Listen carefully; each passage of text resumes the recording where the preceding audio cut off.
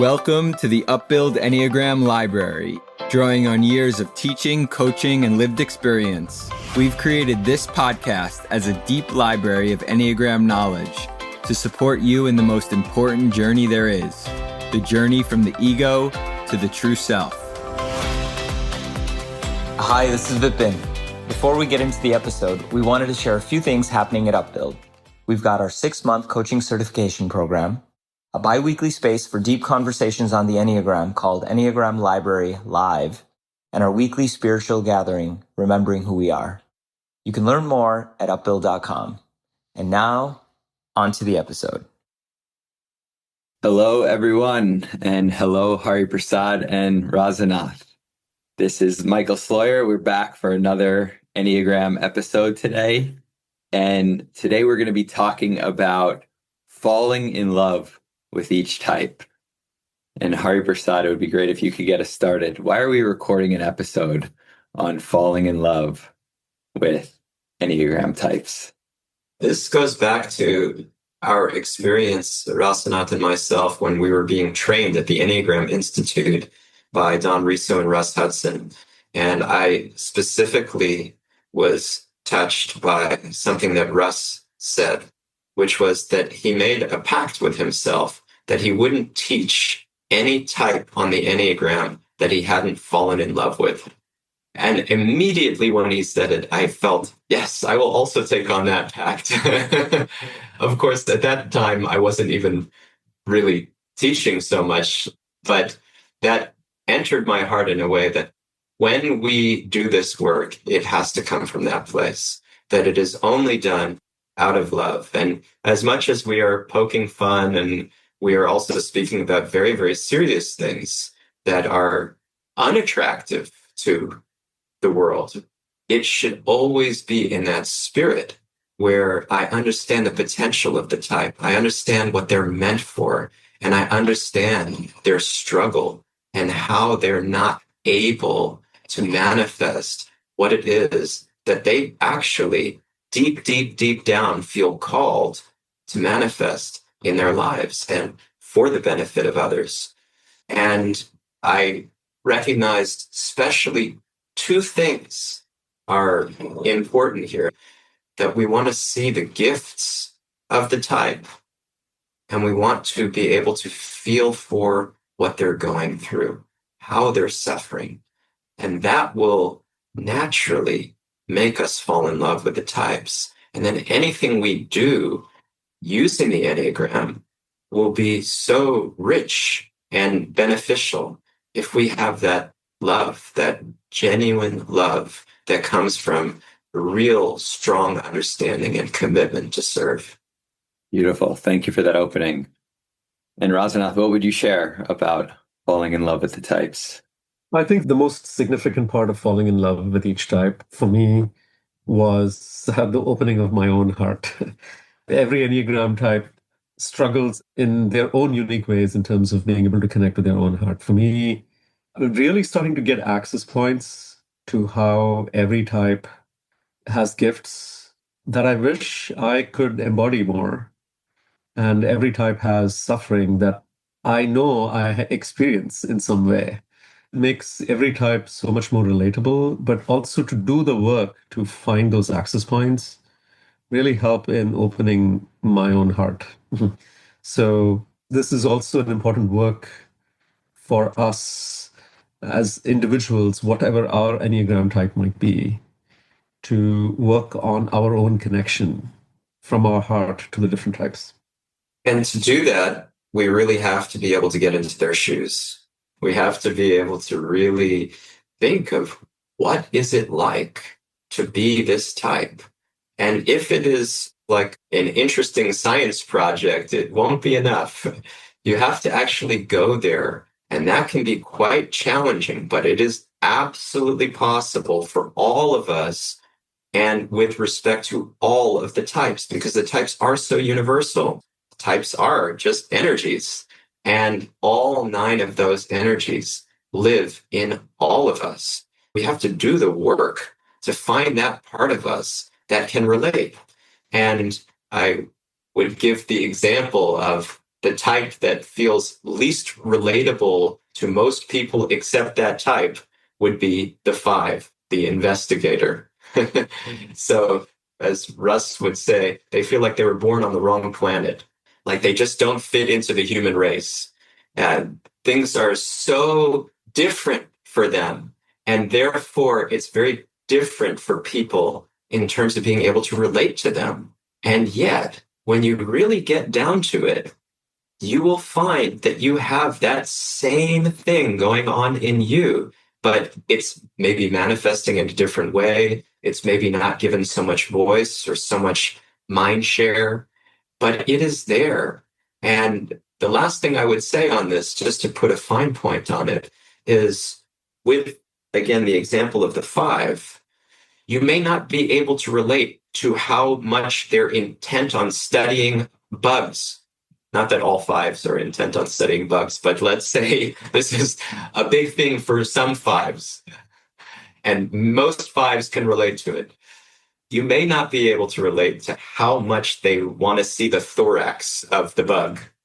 That may not, light you up, but you can relate to wanting to be an expert in something and wanting to really master and understand something.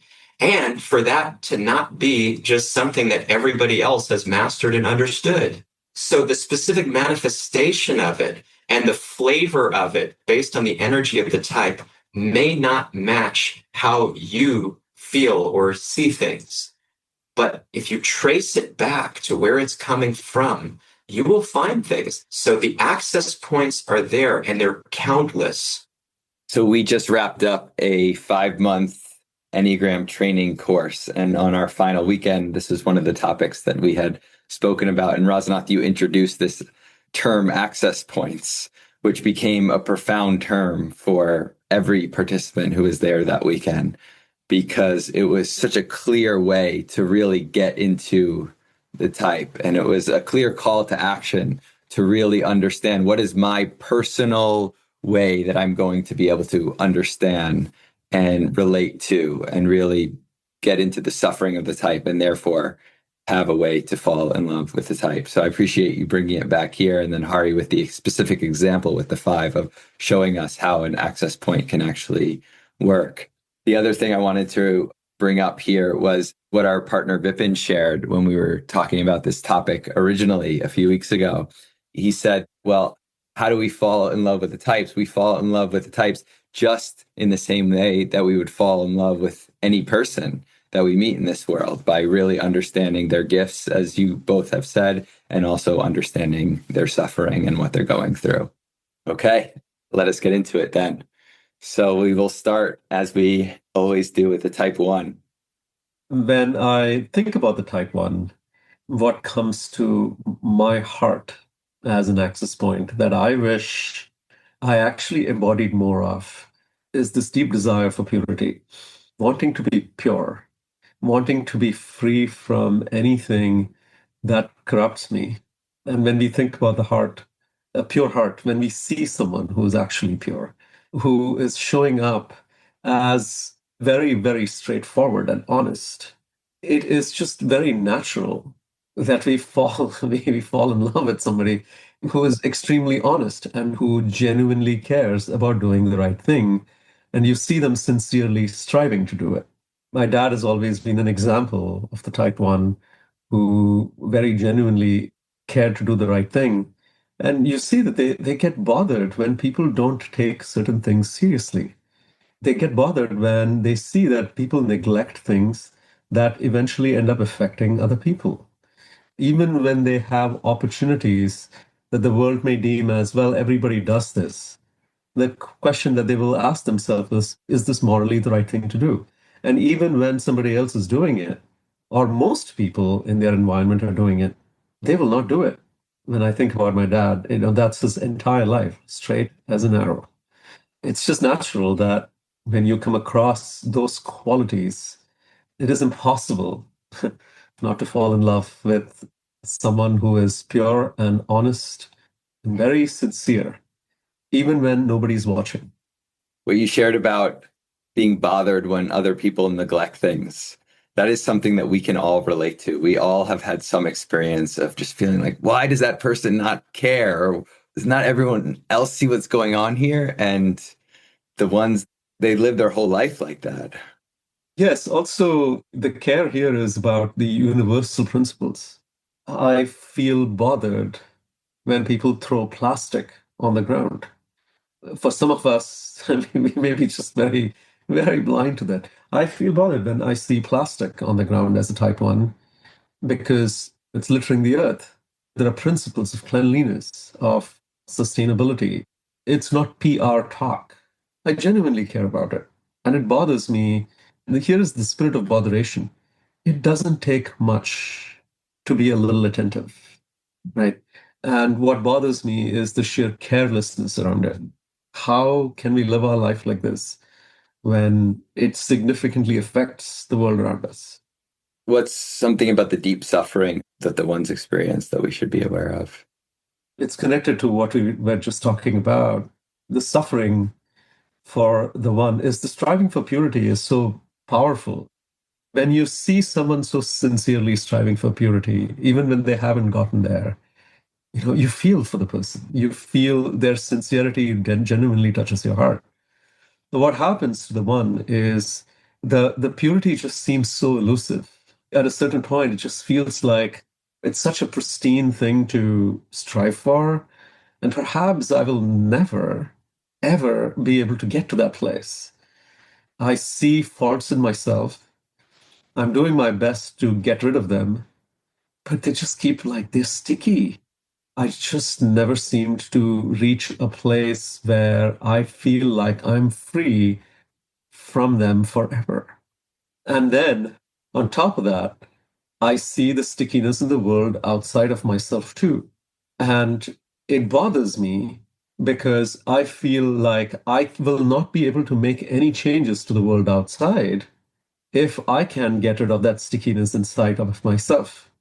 So this is a double whammy. I see the impurity in myself and I see the impurity outside. The only way to clean the outside, and this is very true for the ones, they expect from themselves what they want the world to do. And they also feel the burden that if I am not pure, how will I ever clean up the world? And my own purity is so elusive. So what do I do about this? I'm just surrounded by impurity. I just feel horribly corrupted living in this world, which is within and without impure. Right? And this leads to a lot of hopelessness, despair, where I'm trying so hard, right? I'm trying so hard. I tire myself out by how hard I'm trying. And then I see that people just don't care. Like they're just living their life. And that despair and hopelessness about will we ever reach a pristine place turns into resentment. That's the suffering of the one. And again, I think this is very universally relatable. Thank you. Shall we move to the type 2? The 2, they are full of this incredible warmth that is so inviting for the entire world. It's like they never run out of it. It's just always there, wanting to bring people in to this space where they feel nurtured, cared for, loved. And they just feel like it is their contribution to make others feel what is the greatest need in all living beings, to love and be loved. They want to provide that space for everybody, and especially for certain people, much more so. So that is also a tall order, and they do it very naturally, but it's a lot, and they don't get the reciprocation. And that leaves them feeling so bereft and so empty. And like, I am not good enough. I am inadequate because here I'm supposed to be bringing love to the world, but I don't have enough of it. And so it's leaving others cold, and that's leaving me cold. And I don't know what to do. And I feel so terribly alone. So all the types feel a kind of existential loneliness that is very heavy For the two, it's that no matter what I do, I'll never be loving enough. And so I will never be lovable enough. And that is horrific. And they're doing things all the time for people that go unnoticed or uncared about. And even when they are cared about, it's never quite the spark of connection that they're really longing for. It's never enough. So therefore, I'm never enough. And I think about people in my life who are twos, like my mom, who she was always wanting to be there for me in every way, as any mother would be. But the way that she was so unique. Like she knew all the names of all the people in my life throughout my life.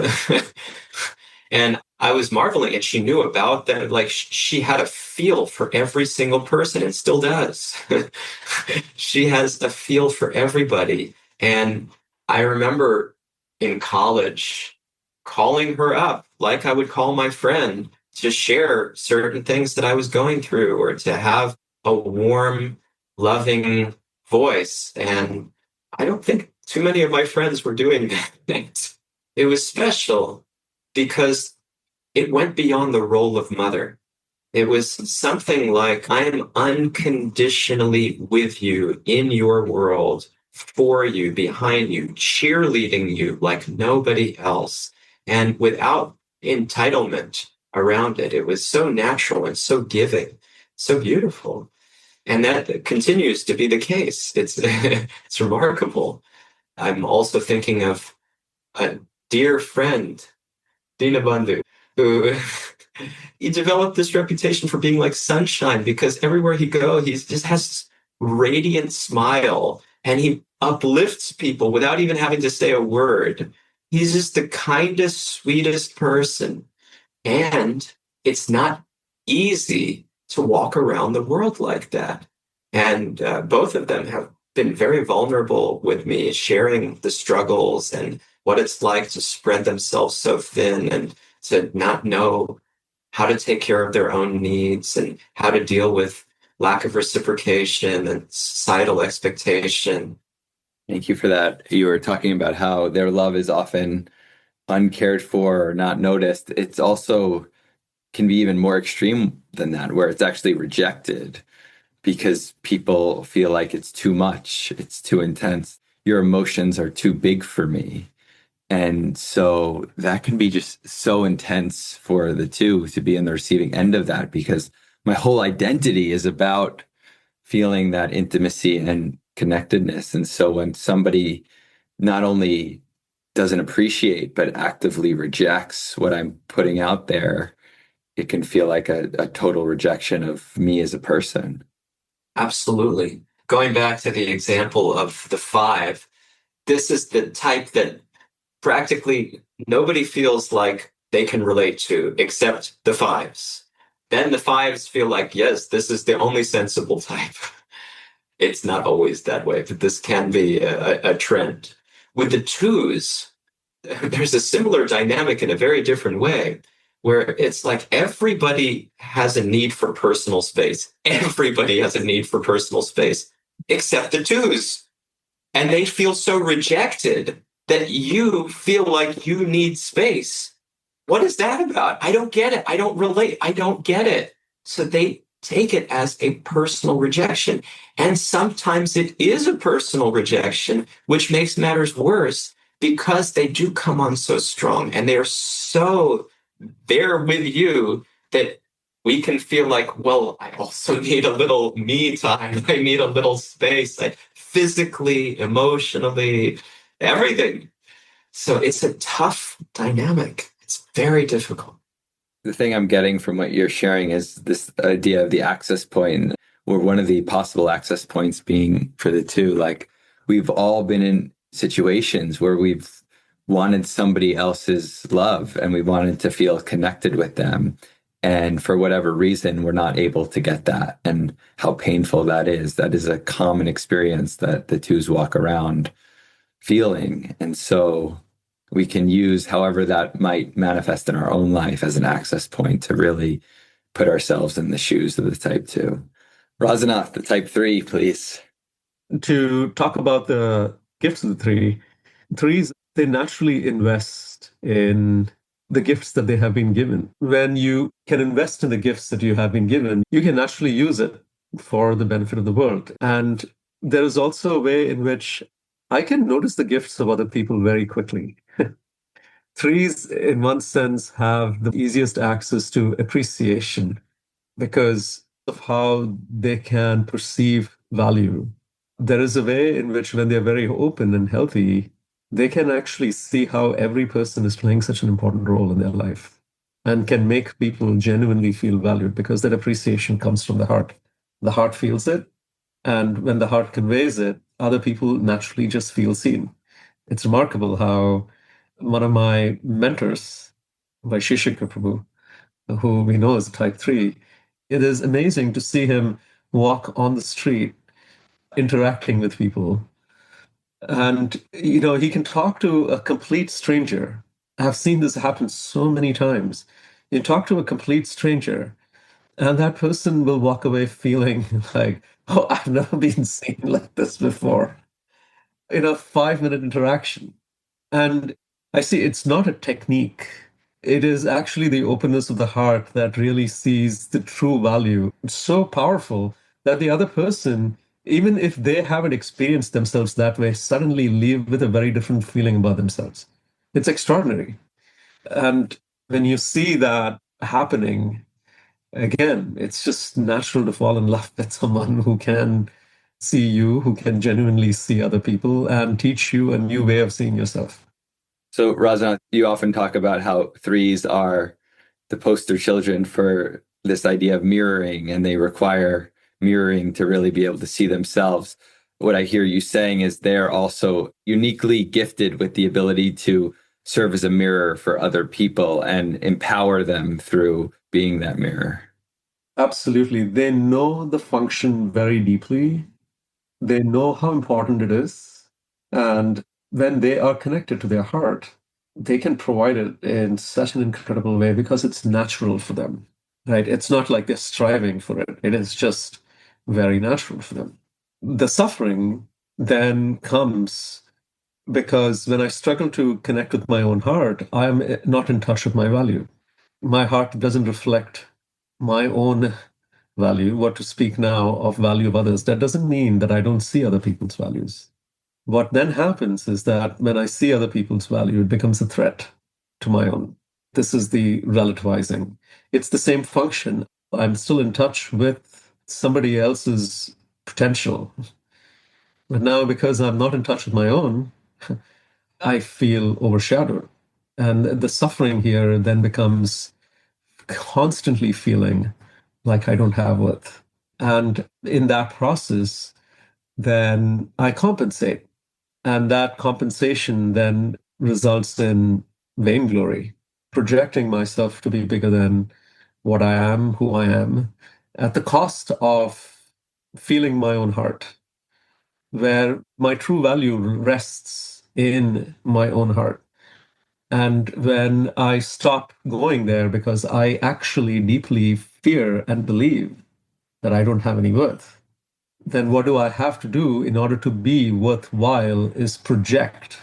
And that then becomes my suffering.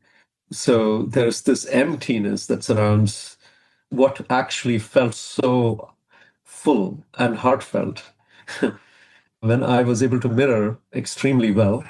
Now it's the complete opposite, where it's just like there's just nothing, right? A feeling of just emptiness. Like when you knock, there is really no one to answer because the heart has just been buried. So all types get a bad rap for different reasons. For the threes, they can get a bad rap for being competitive and deceitful. And that's certainly true at lower levels of consciousness for them. But one of the access points to falling in love with the three is to think about what drives that competitiveness. It can often be a feeling of shame, of I'm not worthy. And we all have had an experience of feeling not enough and wanting to feel more valuable or to be seen as more valuable. And this is an experience that the threes are living with constantly and feeling the weight of not having as much value as I believe that I could have. Yes, and it is such a fleeting thing for the type 3, right? I can share from my own experience how it's a day-to-day suffering that I have to carry when 3 coaching sessions go really well. That then feeling seen to then it is not even that something doesn't go well. It's just that the next day I can't feel my own worth. The fact that so much good happened yesterday, its shelf life is just so short. There's an addiction, and the substance is not as much in the system anymore. And then you feel the withdrawal effects of it. You just return to the emptiness.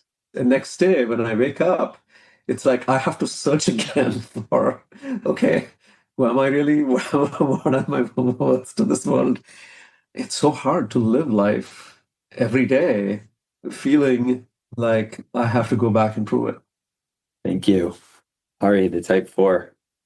The fours, they want to birth the unprecedented into the world, and they are always envisioning what is the unique beauty that is possible to manifest that comes from a deep place and helps people connect with truth. It's a lot that they ask of themselves. They are very demanding of themselves to be authentic and to find the most profound reality that is possible and then communicate that to others so that they can experience it too. And they want to live in that heart-to-heart connection that is so meaningful and that is so absolutely inspiring and edifying. So they're very devoted to this. This is what they feel called to do. And to not shortchange the reality, even when it's not pretty.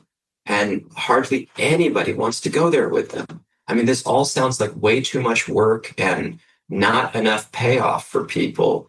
And who needs this? Is it even possible? Or is it efficient? You know? So they feel very, very lonely in this quest. And they feel also bereft that I'm not able to do all of that. And it is really taxing. And I want to connect so badly with a world that doesn't want what I'm trying to do. And I don't even know myself enough to do what I'm asking of myself. So how is this ever going to work? And I feel so much pain because I feel so much as a soft-hearted person. I just feel so much more than any other type, and nobody gets what I'm going through. So I feel really cordoned off from everybody. And I just wish that I could get people to be honest with themselves the way that I'm trying to be honest with myself about where I'm falling short. I want to bring humanity back to the world, and I want to really have the most significant impact possible by going to the greatest depths possible. And I think of my guru, Satyanandana Swami. He's so deep, people don't know what to do with him. He's like an anomaly on this planet. And he sometimes thinks like that like people just don't know what to do with me. I'm so different. He's very soft-hearted and he feels a lot. But he's also extremely transcendental. So this is the most unique situation because he's so self-realized. He's realized the soul. At least I can say this. He wouldn't say this, but I can say this. He's realized the soul. So therefore, he's above the petty struggles of this world. And yet at the same time, he's still human and very honest and overwhelmed by all of the different demands on his time, different demands of people, the demands of the body. It's super intense, super intense. And he just is so open and honest about it and wanting other people to become authentic and saying, why are you trying to pretend? Why are you trying to pretend? Can't you be a little authentic? Won't that do some good? What is the use of all this pretending? So much more I could say, but he's the most lovable. And so I will contain myself. I don't want you to contain yourself because I love when you speak about the four and when you speak about Satchidananda Swami in particular. And I feel as you were speaking about the four initially, I really felt similarly to how I felt when Rasanath was describing the one earlier. There's such a tall ask that they have of themselves, as you said. It's intense. And it's like, how are you ever going to find happiness if this is the way that you see the world and you see yourself?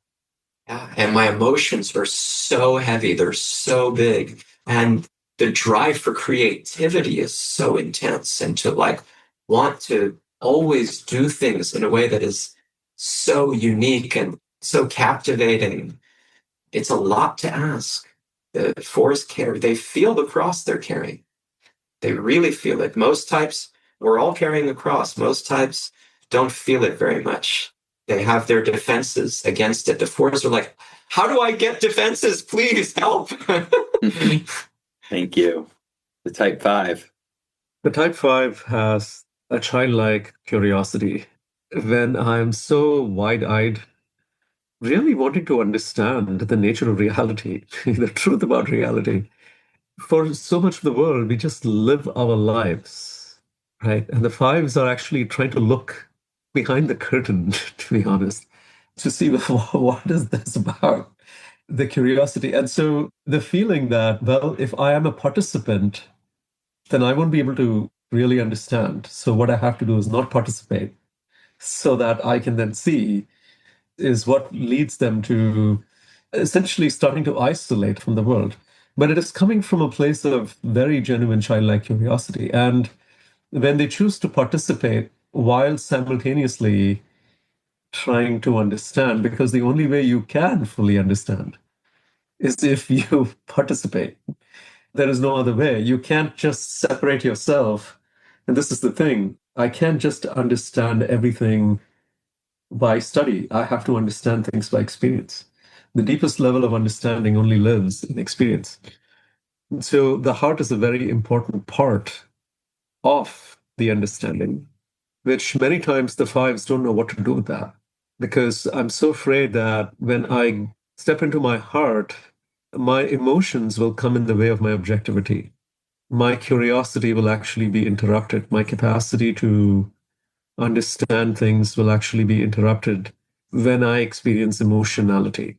Well, while there is some truth to it, because we all know that when people say, just let's try to be objective. And when they say, let's try to be objective, what they're saying essentially is park your emotions and don't bring them in. The fives essentially make that their life. They just park their emotions and don't really bring them in. And with time, then everything starts to get dry because now everything is experienced through the intellect. There is no real life to it. There is no taste in it. It is just dry mulling on things, right? And everything starts to dry up. And now, when that dryness happens, I just become even more unrelatable because the realm of emotions becomes so foreign, both to people who are interacting with me and for me in interacting with other people, which then confirms again the fundamental notion that the five has that I'm just an alien on this planet. And I just feel more alienated. Going back to what Hari Prasad said, every type struggles with a certain kind of isolation. The fives feel very isolated. And in that isolation, then the mind just doesn't stop. There is just this constant thinking. And now it's just undirected thinking. For me, this was actually one of the glimpses of the suffering of the type 5 is when you can't get your mind to stop. You can't sleep. You're just constantly thinking about something. And even when you want to stop the mind, you actually cannot stop it. So this is one of the access points to the 5. Yes. Just imagining how this thing is just constantly spinning. The mind is just constantly spinning. And it's undirected spinning. It's not even like there is a goal here in mind. It is just, at this point, it's dry curiosity that has no real end to it. So again, the two ways of falling in love with the type, right? What do they bring to this world? And I was speaking about the childlike curiosity. When you experience the innocent curiosity of a child, it is just very natural to fall in love with that. You see their eyes so big and bright, and they make something new happen, and they come in, they want to show you and say, oh, look, I did this, and this is how it works. Oh my God, I discovered something. There is just that excitement about life, living life like a child would live, endless curiosity. That's the heart endearing quality of the type 5. I remember walking on the streets of New York with, again, a mentor figure of mine who was a type 5, Gurujan Prabhu. The very fact that we are having this conversation today about the Enneagram is the gift of a 5 to us. He was the first person who introduced us to the Enneagram. This was at a time when hardly anybody knew about the Enneagram, and he had really delved into it very deeply and introduced it to some of the other monks in the monastery that Hari and I were monks, and as a way of understanding the true self.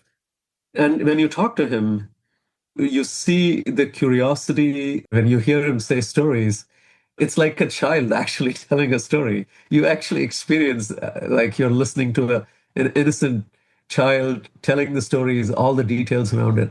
And there is just so much heart in it. Thank you. The type 6. Sixes are bent on figuring out what is their orientation in this world.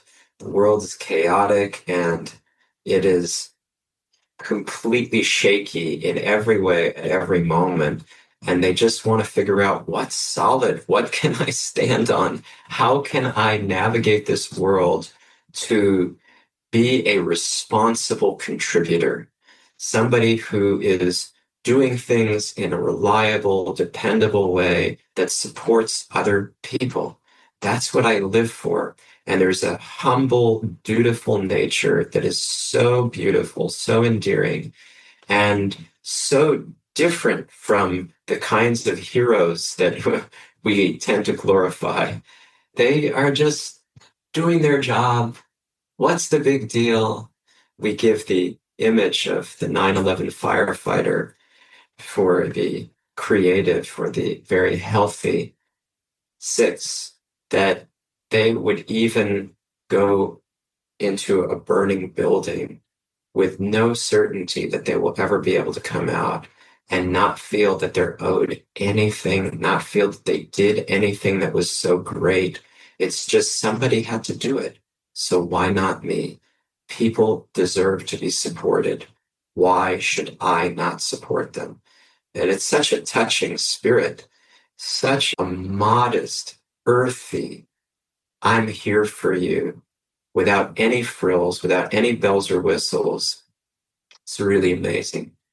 And what they suffer from is all of the obstacles to being that. That's with all the types. That's really difficult. How can one actually live up? And the world is constantly showing how nothing is certain. And they can't trust. And that's the thing that they're craving most. I just need to be able to trust. I need to be able to trust. I need to be able to trust. But nothing is trustworthy. At every moment, I feel like the ground could evaporate from under me. And it's a kind of visceral terror that is there. And then there are always cracks that make it look like that's going to happen any moment. There are substantiations of my fear that I'm getting all the time. And it's so heavy. And I just wish that I had an authority who could help me orient, help me navigate this world, and show me what I'm meant to do responsibly for the benefit of others, that I could just follow their lead, and then everything would be all right. But they're all fallible soldiers. They're all human.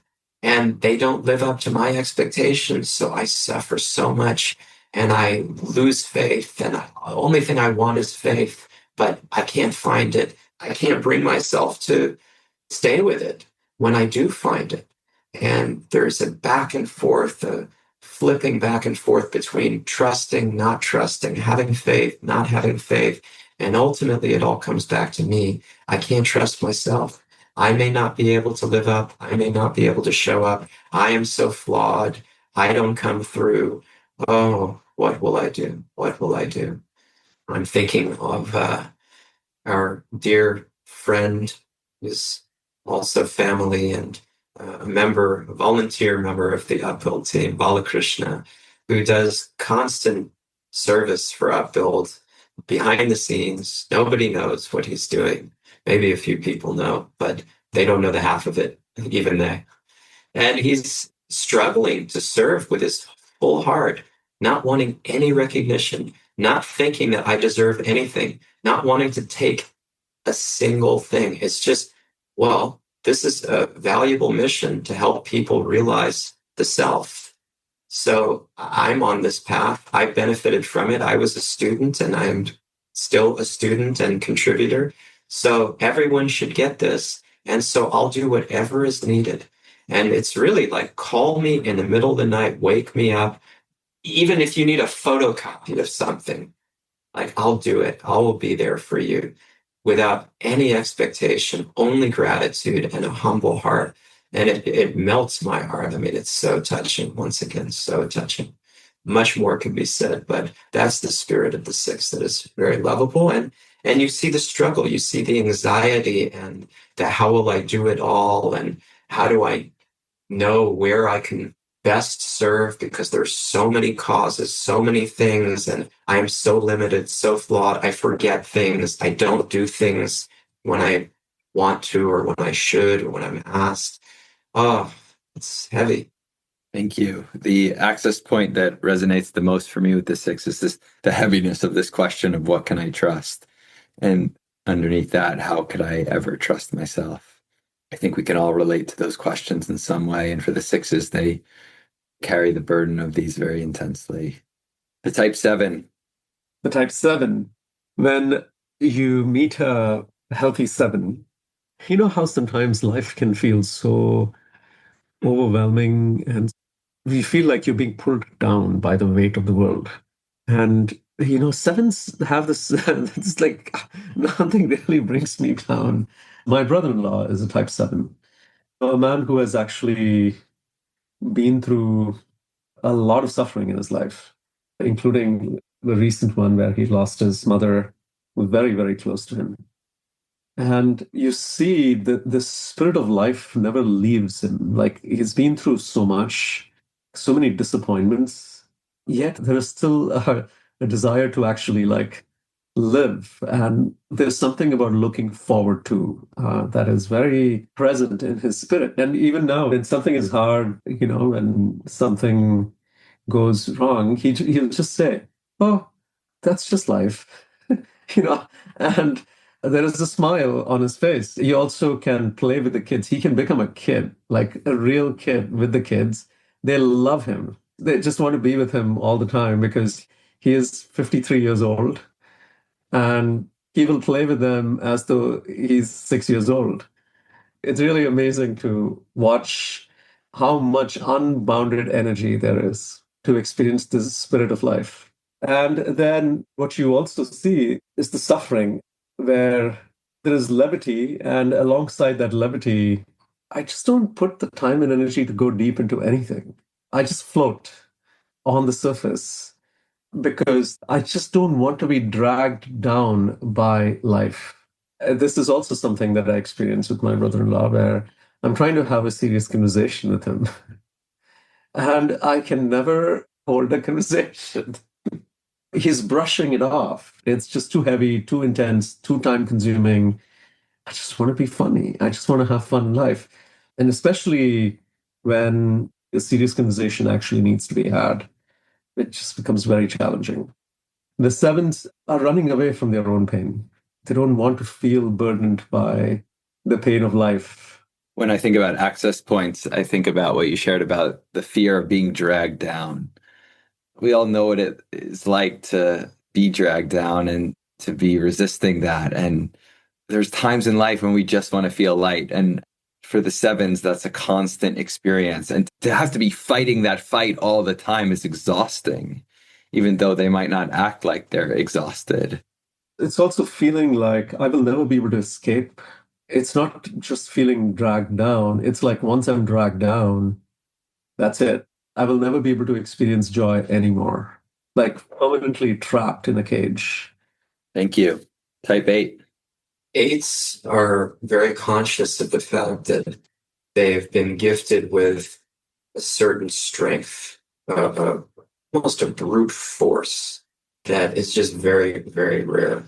And they're thinking, what am I going to do with this? This has to be used. This has to be leveraged for the benefit of other people. Otherwise, it's a waste.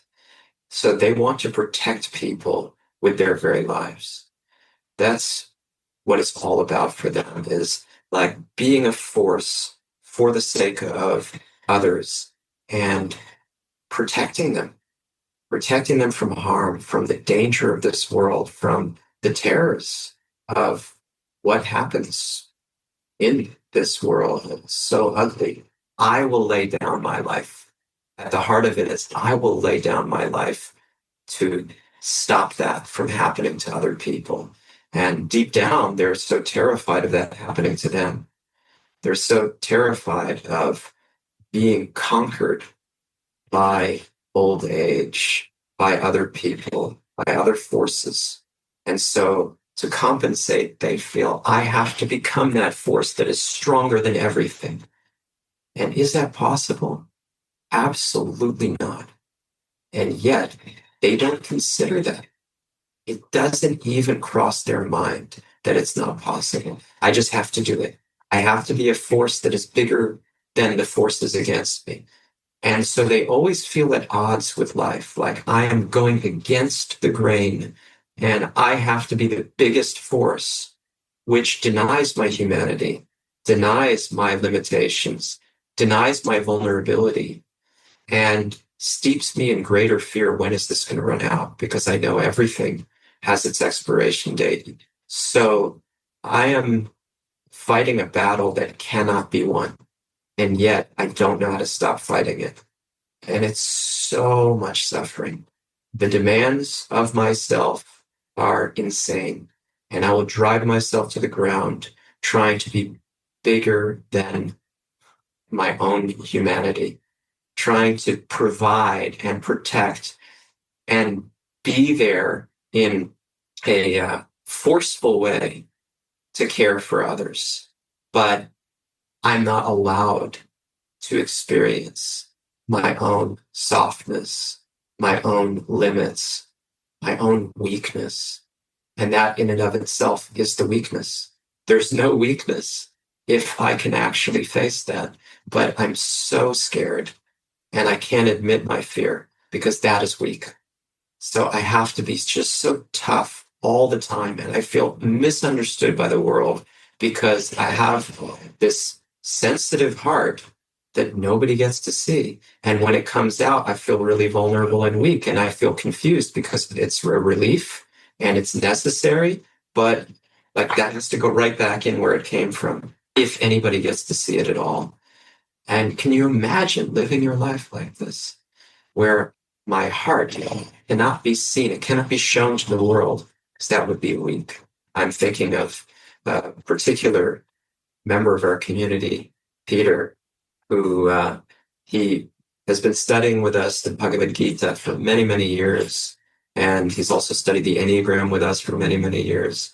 And he is such a larger than life personality. It's crazy. It also works in his favor that he's from Brooklyn. He loves that about himself.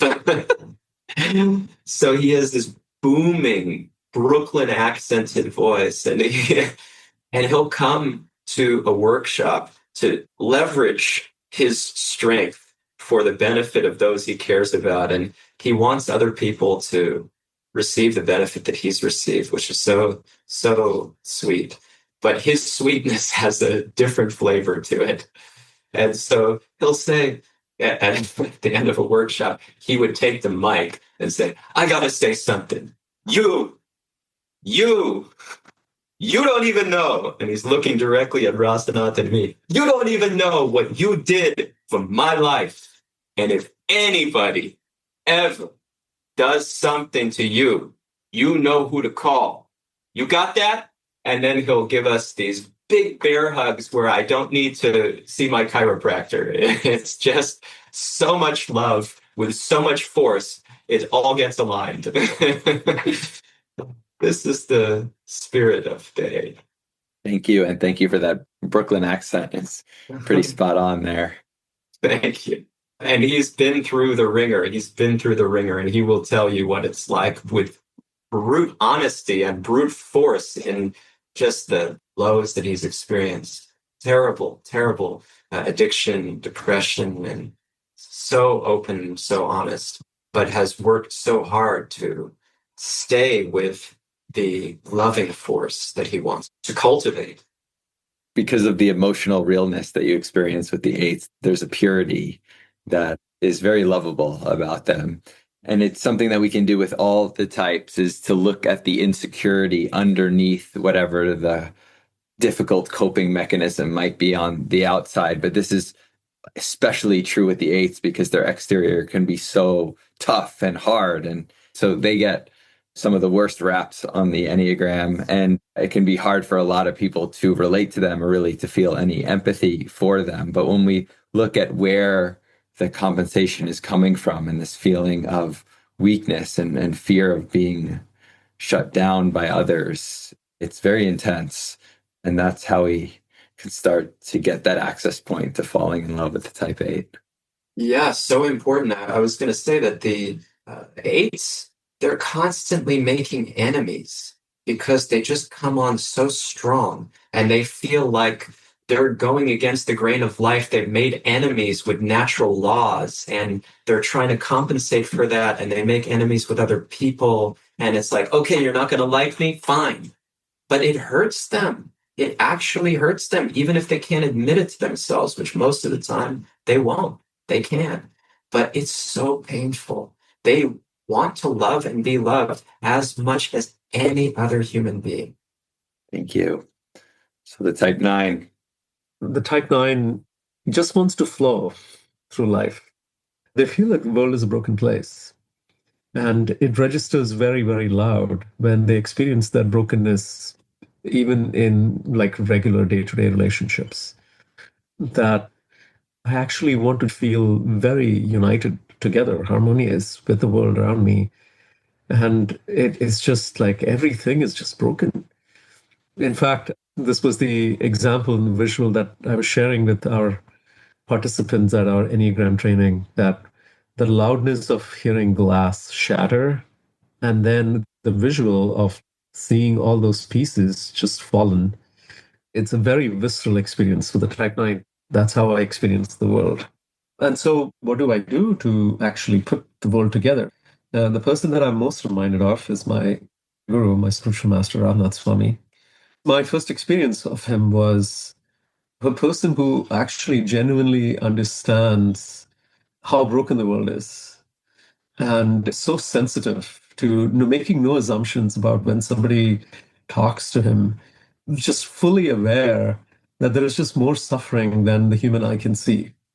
And the kindness and the true desire to understand and heal is just extraordinary, because I know what it is to be broken and to approach every relationship with genuine kindness, empathy, and wanting to understand all points of view. The amount of patience that is required for that, the amount of tolerance that is required for that is just unending. And yet, there is this feeling that nines, you naturally love them because there is a certain unassuming nature about them. I'm nobody big.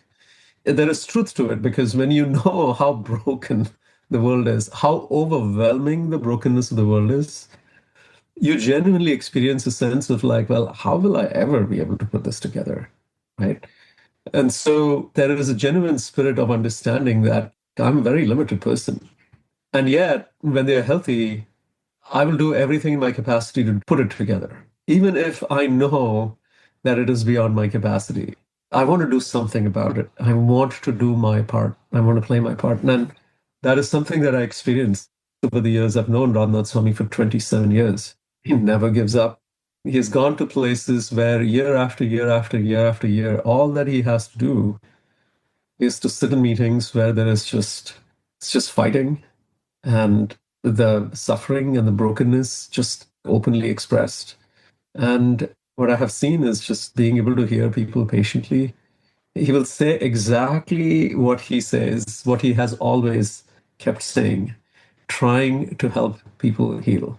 And he has done miracles through that. And when you talk to him, he'll also say, you know, I'm just a hermit. This is his line. He'll say, I'm just a hermit. I just want to be by myself. I don't have any capacity, really. So one of the things that makes nine so lovable is they're not very threatening.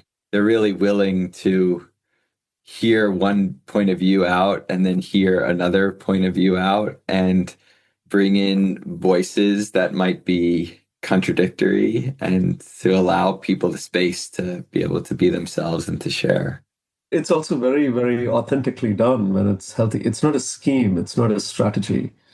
It's how I genuinely feel about the world. There is unity in diversity.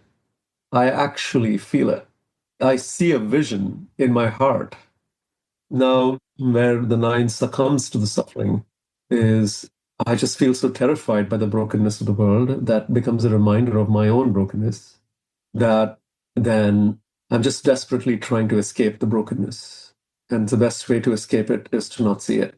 So, which is where the hiding of the nine starts to happen, where I'm just going into a shell, where I'm not reminded of anything, of any conflict, of the pain.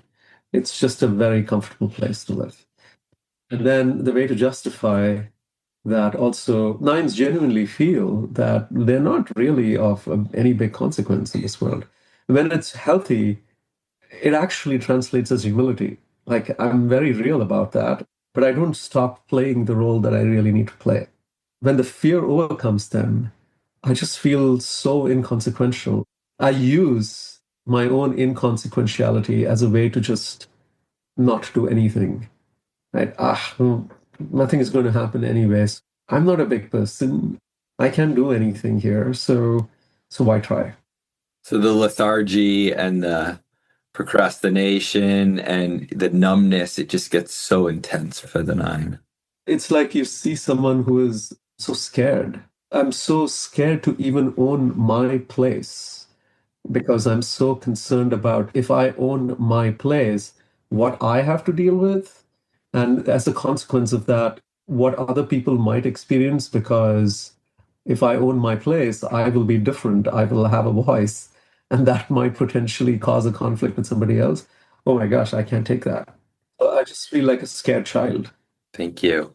Thank you both for that beautiful tour of the nine types. And hopefully we have offered a taste into the gifts of each type and the suffering of each type. And that has allowed us to have various access points into falling in love with each of the nine types.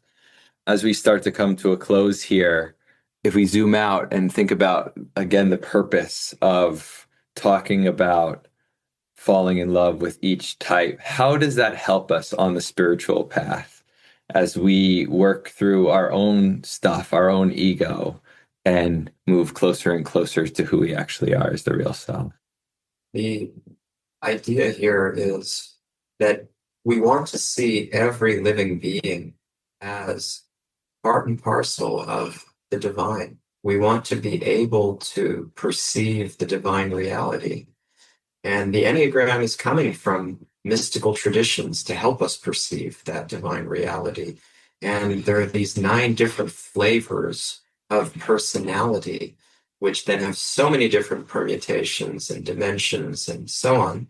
But if we can understand the raw materials, the building blocks that are these 9 types, truly understand them, which means not only with our mind, but with our heart, then we will be able to serve. That's what we're here to do. If we don't fall in love with all the different species of humans, if you will, then we can't serve them devotedly. We can't really do much. It's a lot of talk. So we want to bring this to much, much higher fruition where there's devotion, there's love, and that can connect us to the ultimate love, divine love. Thank you both for your wisdom, as always, for really bringing us into the hearts of each of the type and therefore giving us access to our own hearts. So very grateful for this conversation, for your guidance and wisdom as always. And thank you everyone for listening. Thanks for listening to the Upbuild Enneagram Library. Upbuild is a leadership development company that offers workshops, coaching, and other services to help you on the path towards being your best self, free from the shackles of the ego. To learn more about our work, visit our website, upbuild.com, and sign up for our newsletter to gain access to podcasts, reflections, and upcoming events.